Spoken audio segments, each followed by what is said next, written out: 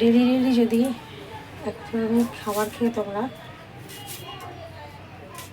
খারাপ লাগে তাহলে এরকম গোলা রুটি কিন্তু তোমরা বাড়িতে ট্রাই করতে পারো। এটা বাচ্চা বড় সবাই খেতে পারে। তো আমি কিভাবে বানাচ্ছি গোলা রুটিটা আগে একটু কেটে কুটে নিই, তারপরে তোমাদেরকে দেখাবো। প্রথমে আমি একটু আটা নিয়েছি বাড়িতে, দেখলাম যে ময়দা নেই। আটার মধ্যে আমি দেখো এরকম পেঁয়াজ কুচি কুচি করে দিলাম, দেখতে পাচ্ছ। পেঁয়াজের সাথে এখানে দিয়ে দেবো আমার ছাতু, 1 চামচ মতন ছাতু, 2 চামচ দিয়ে দিচ্ছি। তার সাথে দিয়ে দেবো একটু বিট লবণ। সাদা লবণটাও তোমরা ইউজ করতে পারো, কিন্তু আমি দিচ্ছি বিট লবণ। আর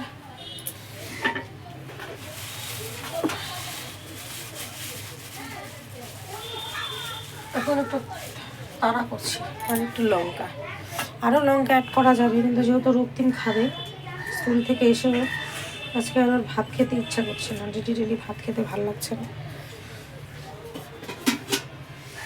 তার সাথে দিয়ে দেবো প্লেন জল। জলটা একটু পরিমাণে বুঝে দিতে হবে, নাহলে কিন্তু গোলাটা ভালো হবে না। এরকম কোয়ান্টিটিতে বানিয়ে নেব। তারপরে সাদা তেলে পাতলা পাতলা করে, খুব মোটাও না খুব পাতলাও না,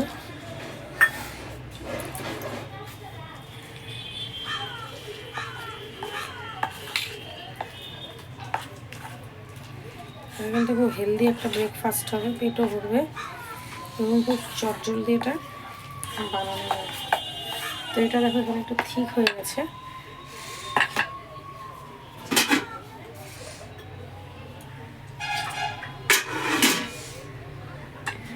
ব্যাটারটাকে একটু পাতলা করার জন্য এটার মধ্যে আরেকটু জল দিয়ে দিলাম। এই ব্যাটারটা কিন্তু বারে বারে বলছি মনে রাখবে, খুব পাতলাও হবে না আর খুব ঘনও হবে না। তারপরে তোমরা সেটা একটু আচার, সস হোক, ধনে পাতার চাটনি, তার সাথে কিন্তু তোমরা কিন্তু বাচ্চাদেরকে বড়োদেরকে খেতে দিতেই পারো। দুটা খেলে পরে কিন্তু পেটটা ভরে যাবে। তো আমি এরকম করে গোলাটা কিন্তু এরকম ঠিক করে একটু বানালাম, পুরো থাকতে হবে যাতে ক্লটগুলো না থাকে। আর অবশ্যই এটা কিন্তু আমি সাদা তেলে ভেজে দেবো।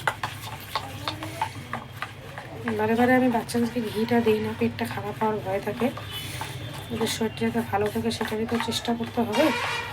তো দেখো গোলাটা কিন্তু জাস্ট এরকম কোয়ান্টিটিতে রেডি হয়ে গেছে। তো এখন চটপট করে ভেজে ওকে দিয়ে দিই, নাহলে আবার ওর রাগ হয়ে যাবে।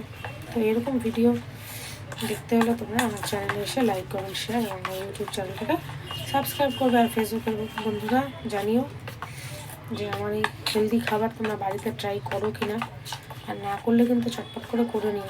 সেটা দেখা হবে অন্য একটা ভিডিওতে। ততক্ষণ সবাই ভালো থেকো।